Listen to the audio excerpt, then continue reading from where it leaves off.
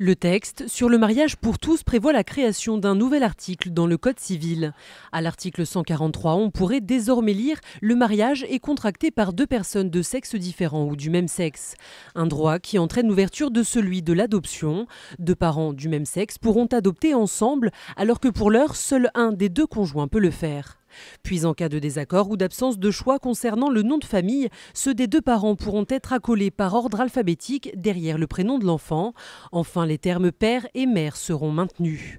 Congé d'adoption, âge de départ à la retraite ou bien héritage, les époux homosexuels bénéficieront donc des mêmes droits que les autres. Les Français pourront se marier avec un étranger du même sexe, même si son pays d'origine ne reconnaît pas la validité du mariage homosexuel.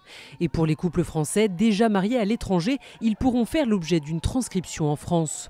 Toutefois, le statut du beau-parent et l'ouverture de la PMA aux couples de femmes demeurent en suspens et devraient être débattus en mars dans le cadre de la loi sur la famille. Enfin, le texte prévoit une mesure anti-discrimination interdisant toute sanction ou licenciement contre un salarié marié à une personne de même sexe ayant refusé une mutation dans un état géographique, réprimant l'homosexualité.